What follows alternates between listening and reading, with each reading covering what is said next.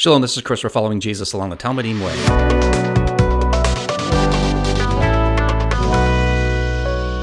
Deuteronomy chapters 33 and 34. This is the final couple of chapters of the book, and we're just calling this epilogue because one thing that's interesting is it's clear that it's written after Moses has died, and we'll get into some of that as we move forward. Father, we ask you to bless our study and have us be like the Bereans who receive the word with all eagerness, but examine the scriptures daily to see whether these things be so. By this teaching, enable each of us to be doers of your word and not just hearers only.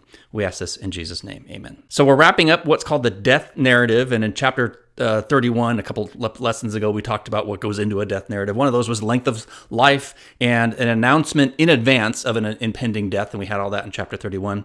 And then we had the national anthem in chapter 32, the poetic, highly reminding the people to not forget God, and basically this is what will happen if you forget God. And we move back into the death narrative sequence, and we have the blessing and the charging of those who remain behind. And this has some very definite parallels to both Isaac intending to bless Esau, he ends up blessing Jacob, and also Jacob blessing his 12 sons who become the 12 tribes. So there's some definite parallels, but that just goes into the death narrative of those who are going to be left behind, have to have some specific words said over them.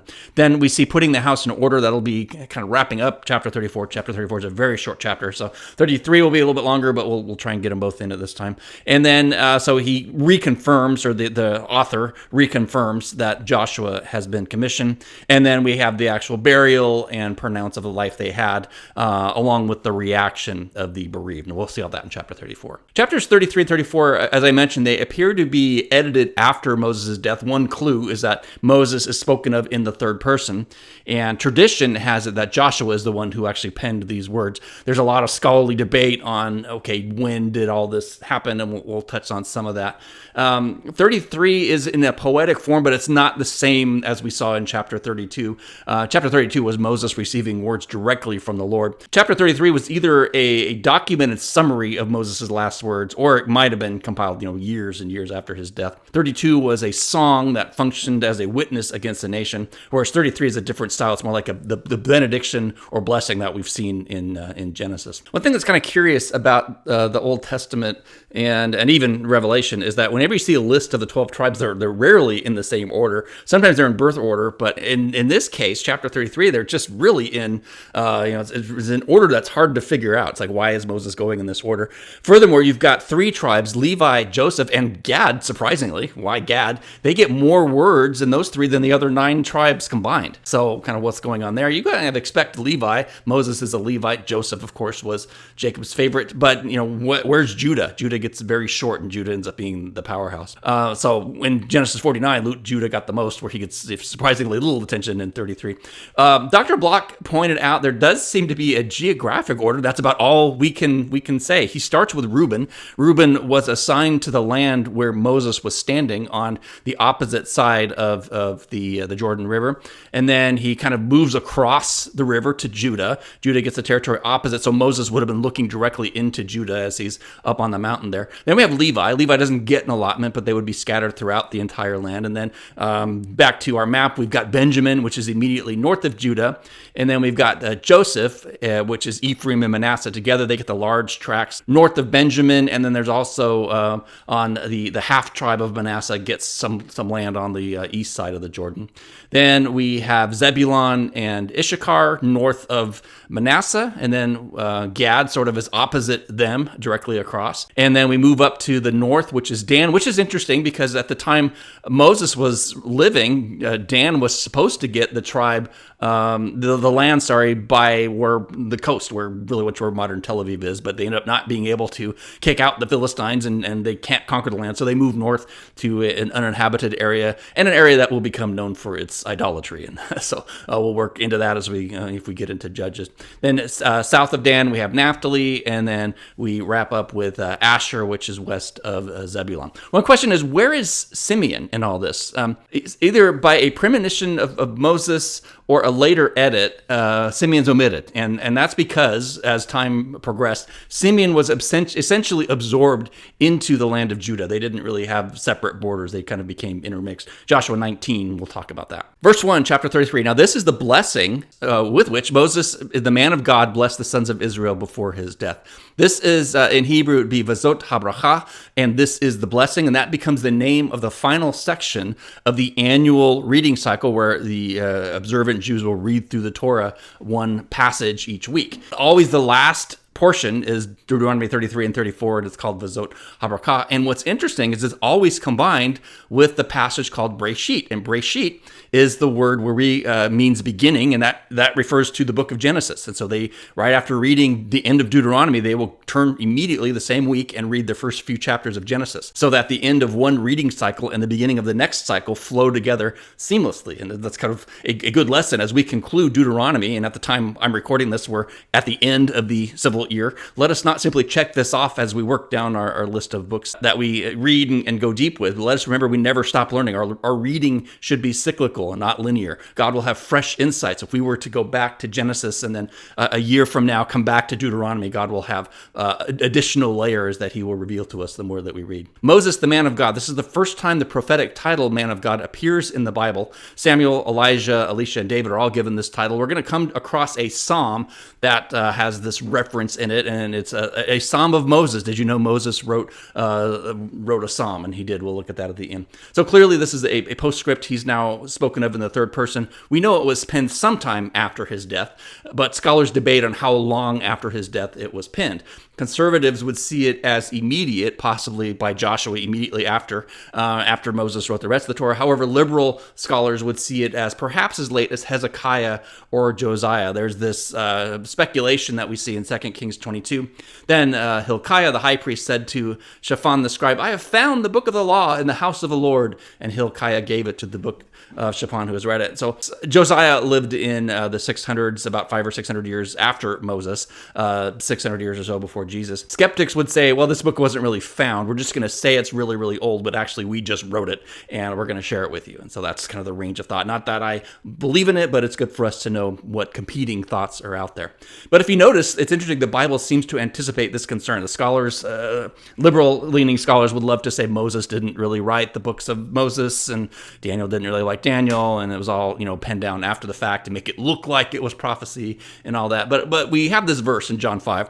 If you believed Moses, you would believe me, for he wrote about me. So according to Jesus, what we're reading in Deuteronomy are Moses' words. Chuck Missler had a line of thought, and he might have said when he was alive, if you believe in Jesus, you've got no problem with the author of Deuteronomy. If you don't believe in Jesus, you've got much bigger problems than the author of Deuteronomy. So back to our text. Again, this setting is very reminiscent of Jacob gathering his sons in Genesis 49, or Isaac getting ready to bless who he thinks is Esau in Genesis 27. Bring me some game and prepare a delicious meal for me so that I may eat and bless you in the presence of the Lord before my death. One concept of a death narrative is the celebratory blessing that is given to those left behind. So although they are now a nation, Moses is like this father figure, like one of the patriarchs, getting ready to invoke God's blessing on the tribes as they prepare for their conquest. We just read about the cursings that would happen in the poem in chapter 32, and now we've got the blessing. So to be blessed is the opposite of being cursed. We see also that blessings are multidimensional. We saw this back in Genesis 49 as well. There's a physical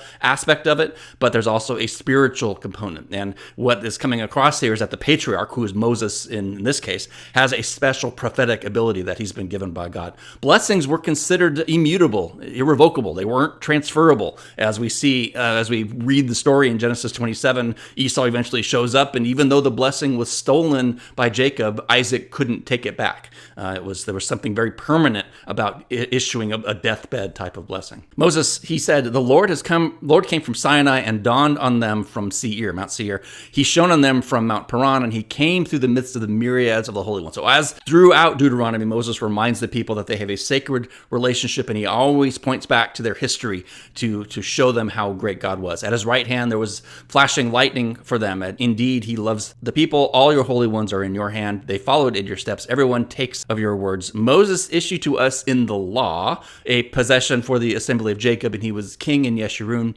when the heads of the people gathered the tribes of Israel together. So we have this imagery of a divine warrior leading his troops into battle. Joshua will be the general, but it's God who actually goes before them. Again, we talked about the law way back, why the meaning of this book in Greek comes to us as the second law, but I think now 33 chapters later, we have a much broader appreciation for what, when we read the law in our Bibles, of what that actually means. It's, of course, the word Torah in Hebrew, and it means teaching and instruction. Moses gave us this teaching. Moses is a pastor, not a legislator. He's exhorting the people to do the right thing. Now we get into the blessings. May Reuben live and die, nor may his people be few. Not exactly a glowing endorsement of future prosperity. Moses' blessing on Reuben appears to be a nice contrast from what we see in Genesis 49, in which Jacob reminded everyone that Reuben's rights as a firstborn were stripped away because of his uncontrollable sexual appetite there, apparently. The conjunction translated as nor here could be translated as and. May he not live and die, and may his people be few. So there may be a dark tone after all,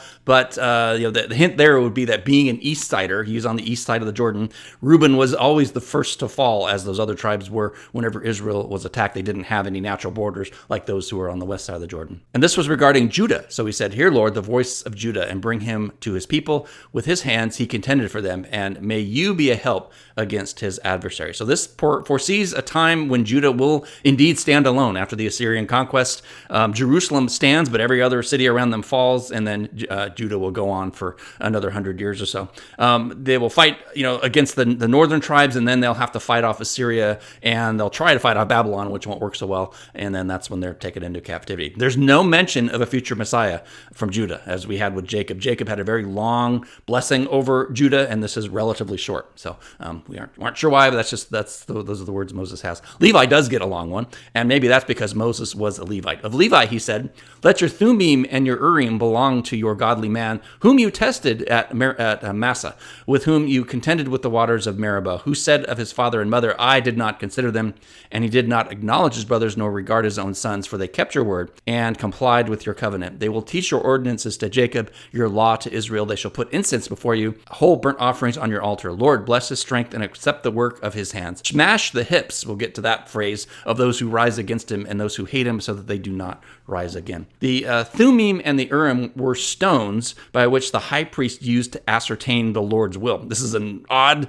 ritual and would seem to be something totally forbidden for the Israelites had it not been ordained by God in Exodus 28:30. So some kind of thing happened with these stones where they would divine God's will, and it's all authorized here. Teaching Torah and attending to the tabernacle were the Levites' primary duties, but we do get this leadership aspect of it. When one is born into the tribe of Levi, it carries a special responsibility. "You called in trouble, and I rescued you.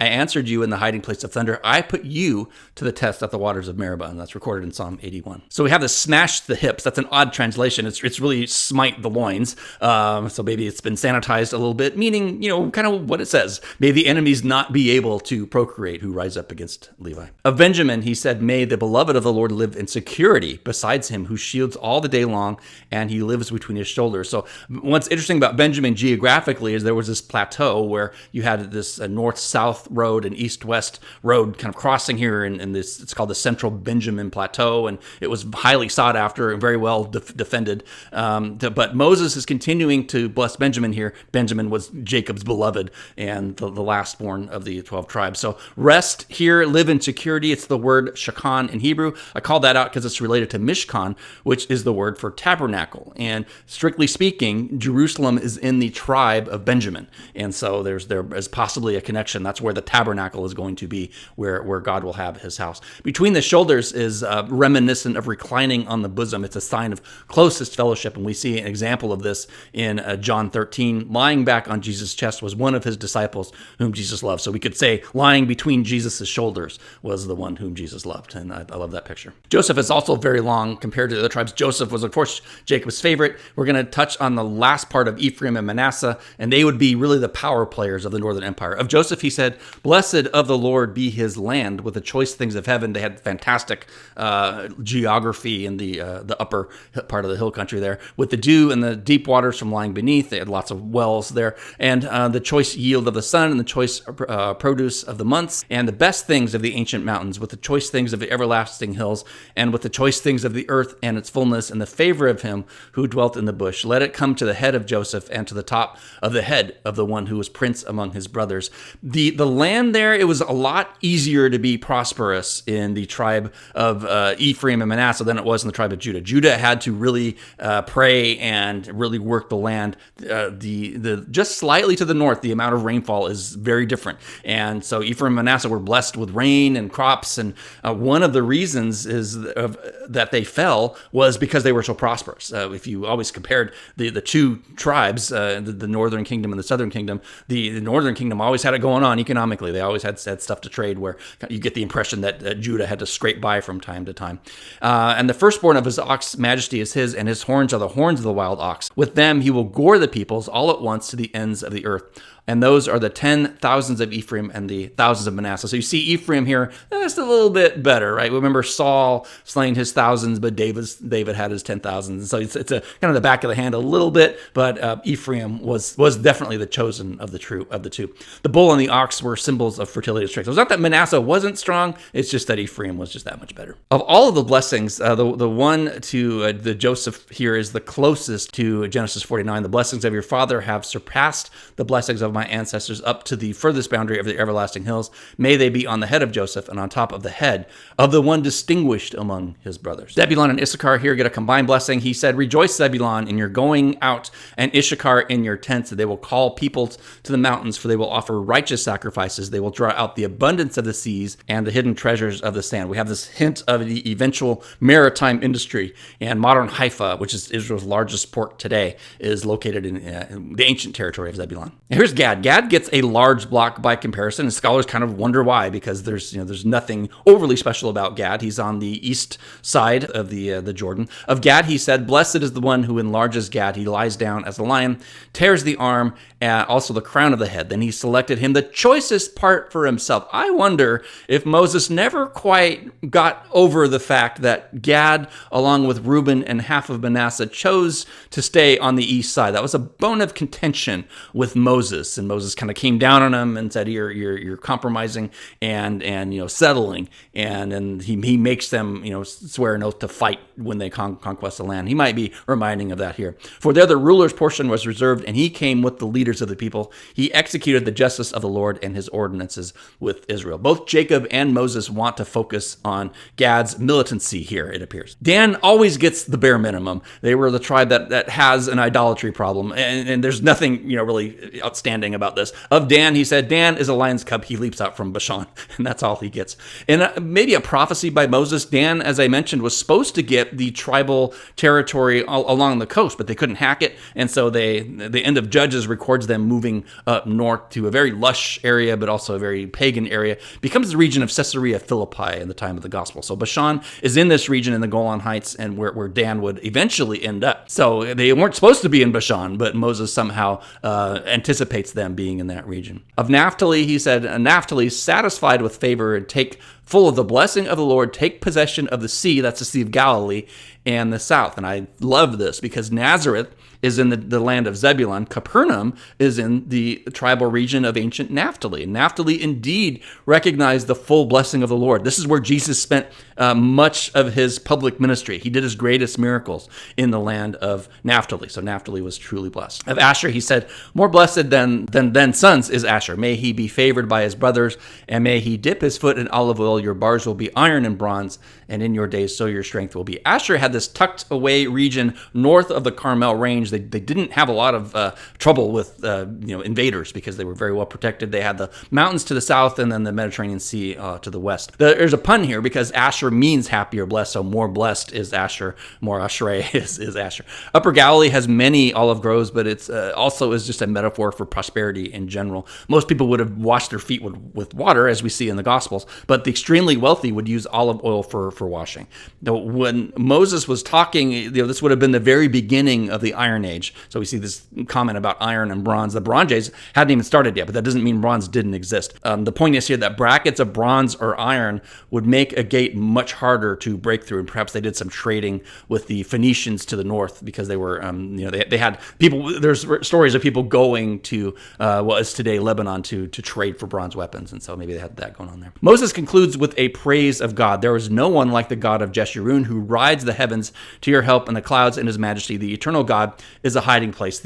And underneath are the everlasting arms, and he drove out the enemy from you and said, destroy. Yeshurun means upright, and it also becomes a synonym for the nation of Israel. Moses reminds them that God is incomparable, especially when compared to the gods of their neighbors. Again, note here the grain and wine. The fountain of Jacob is secluded. The grain and new wine, his heavens also drip down like dew. Blessed are you, Israel, who is like you, a people saved by works and saved by keeping every element of the law? No, that's not what it says. It says a people saved by the Lord. Are these people saved by the law or not? I mean, we've tread over that several times. So the shield of your help, and he who is the sword of your majesty, so your enemies will cringe before you, and you will trample on their high places. Dr. Block summarizes like this, and when we get to the end of chapter 33. What a gospel, he says. How privileged are you, O Israel, who is a people like you, a people saved by the Lord, the shield of your help, the sword of your triumph. This is the gospel according to Moses. So despite their shortcomings, the Lord is the one who would assure ultimate triumph, and he does the same with us. Let's move quickly into chapter 34. We'll wrap this up. Now Moses went up from the plains of Moab to Mount Nebo, the top of Pisgah, which is opposite Jericho. Lots of geographic references here. And the Lord showed him all the land, Gilead as far as Dan, all Naphtali, the land of Ephraim and Manasseh, the land of Judah as far as the western sea, Negev, and the territory of the valley of Jericho, the city of palm trees as far as Zoar. So apparently he had supernatural assistance. You could never see this far from this region. The Mediterranean is 60 miles away. They would be blocked by the mountains of Judah today, so you couldn't see. On a clear day, maybe you could see Mount Hermon about 100 miles to the south. If we want to be really, really nerdy, and we may not need this, we're already quite nerdy enough, but note that this flow here is counterclockwise. So we start from Gilead, where Moses is standing, and then we go up to Dan, and then we go to Naphtali, Ephraim, Manasseh, Judah, to the coast, western sea, to the Negev, and back to Jericho again. We've talked about this concept called a chiasm. And this is where you have this inverse relation here. So you have A, B, C topics, and then you have C prime, B prime, and A prime working backwards. So here we are at the end of the book. Was there a geographic sequence somewhere at the beginning of the book? And if you remember, we're back in chapter 1. We had this statement here in chapter 1, verse 7.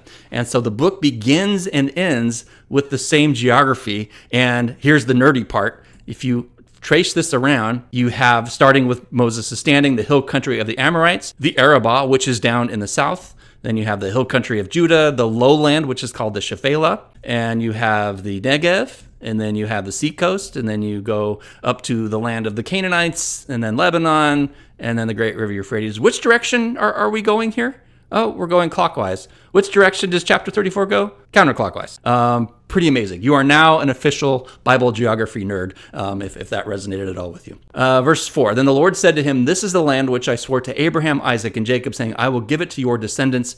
I have let you see it with your eyes, but you will not go over there. So Moses, the servant of the Lord, died there in the land of Moab in accordance with the word of the Lord. And he buried him in the valley of the land of Moab. Who's he, right? We assume God. There's no one else in the picture here. Moses can't bury him himself. He's dead. So it has to be God. Opposite Beth Peor, but no one knows his burial place to this day. So a total head scratcher. What is happening here? The sages love to answer questions that are not answered in the Bible in their commentaries, their paraphrases. So according to the Jewish tradition, the reason for this secret burial is that the devil wanted to have the people deify Moses and turn them to idolatry. And we might be tempted to write them off as a cute tradition. Look at how creative they are. There's no proof anywhere for this, except there's a verse in our New Testament that talks about this. In the same way, these people also dreaming defile the flesh, reject authority, speak abusively of angelic majesty. Jude is talking about appropriate behavior from believers and inappropriate behavior from those who may be claiming to be believers. He drops in, though, the strangest reference you could possibly imagine. But Michael the archangel, whom he disputed with the devil and argued about the body of Moses, and goes on, right? He just drops that in there. Michael did not dare pronounce against him an abusive judgment, but said, the Lord rebuke you. Apparently, the audience of that day, the original audience, was familiar with this tradition about Satan and Moses, but it's kind of lost on us. And so Jude just drops it in casually. He could have used any other example, but he picks this one about the body of Moses. And everyone after this, in our day is going, what? What is happening here? So there's something going on that Satan desired the body of Moses, and this is is why God had to secretly bury him back in Deuteronomy 34. Now, this is a fun verse here. Moses was 120 years old when he died. His eyesight was not dim, nor had his vigor left him. And I'll let you look up various translations of this. The King James says, nor had his natural force abated. So you're getting the idea that he's strong. The Young's literal translation of a long time back has this, nor hath his moisture fled. And you're thinking, what is all this about? And so I'm not sure how to say this delicately. Let's just say from all of this, many would say Moses had no problems along the lines of what other middle-aged and elderly men sometimes have. He could, anyway, I'll let it go. Back to his eyesight. His eyesight had not dimmed, then he would have been able to write the Torah at any point before his death. The bigger point here, that all humor aside, Moses died prematurely. Moses was still strong. He didn't die in failing health. It's more like he was taken out of the game early because of he misrepresented God. That is possibly significant for getting back to who the two witnesses might be in the book of Revelation. That's another can of worms best left unopened. But the author's point here is that Moses died before his time. So the sons of Israel wept for Moses in the plains of Moab for 30 days. Then the days of weeping and mourning for Moses came to an end. All part of the death narrative. The moment of death itself is recorded, and then you have the reaction of the mourners, and then you've got the handing off of formalizing the affairs that happen after. Now Joshua the son of Nun was filled with the spirit of wisdom because Moses had laid his hands on him. The sons of Israel listened to him and did as the Lord had commanded Moses. Since that time, no prophet had, and we get kind of the closing statement here, no prophet had risen in Israel like Moses, whom the Lord knew face to face. For all the signs and wonders which the Lord sent him to perform in the land of Egypt against Pharaoh, all his servants and all his land, and for all the mighty power and all the great terror which Moses performed in the sight of all Israel. So it says no prophet has risen like Moses since that time. It doesn't say no prophet will ever arise. And by the way, this is some hint that maybe some distance had passed between Moses' actual death and the conclusion of these two chapters here. It says no prophet has risen. We might want to read that as no prophet has yet risen, because back in chapter 18, the Lord your God will raise up for you a prophet like me, like Moses talking, from among you, from your countrymen, to him you shall listen. And so you got these references popping up in the Gospels that indicate that maybe the people in that day, some of them were picking up on this. There's a scene when the leadership goes out to John the Baptist. They say, "Are you that prophet?" Meaning, "Are you the prophet of Moses?" We looked at that back in chapter 18. And so you have this nothing that he did was seen in the sight of all Israel. And is a quote from Matthew 9:33, and there's possibly referencing Moses' greatness in the time Jesus was walking. Now, since that time, no prophet has risen, whom the Lord knew face to face. So he had this intimacy. Moses and God was just unmatched closeness and intimacy and trust. Except when he was in the flesh, Moses always pointed others to God, and really that's what we should be doing also. Do we know the Lord face to face? Well, he, if we're His, He lives in us, and we can't say literal face to face, not yet, but we should know Him as intimately as Moses knew the Lord. So I hope you see why the title Second Law is not a very good title. The word law often scares people away from studying Deuteronomy. It's something we think we can't understand, and we assume we wouldn't like it even if we could. But in Hebrew, the word is devarim. It just means words matter, the final words, the last will and testament of Moses. And we've learned that this whole talk about the law being scary and dry and boring, that's all a lie. It's a brilliant story. It's a picture of God's love for His people, God's grace in salvation, His grace in the revelation of His will, and grace and mercy in taking the people back even after their failures. So I pray that as we've studied Deuteronomy, we understand the Old Testament better. Probably better to call that the First Testament, because they're all connected. One's not outdated, one's not old. But if we understand that First Testament better, we will understand Jesus better. I've heard it described, the two testaments are like a 2-act play. And so you had half the audience leaving at intermission, and they left saying, what a great play that was. They didn't know there was a second half. The other half, which is Gentiles, they come in after intermission, and they say, what a great play. Imagine if all of us, Jews, non-believing Jews and believing Gentiles, actually saw the whole play. And this is why it's very rich to study the writings of believing Jews, because they get the whole picture much better than we can on our own. So the theme of Deuteronomy, though, is don't forget God. And I pray that we respond to this grace just like Moses called upon the Israelites, kept reminding them of God's goodness. And as we go through our days and our ups and downs, let us remember, don't forget God. God. I want to close with a portion of Psalm 90, and as I alluded to in the beginning, did you know Moses wrote one of the Psalms? It's Psalm 90, and it's called the Prayer of Moses, the man of God, and we'll just close out with this. Psalm 90, verse 1, a prayer of Moses, the man of God. Lord, you have been our dwelling place in all generations.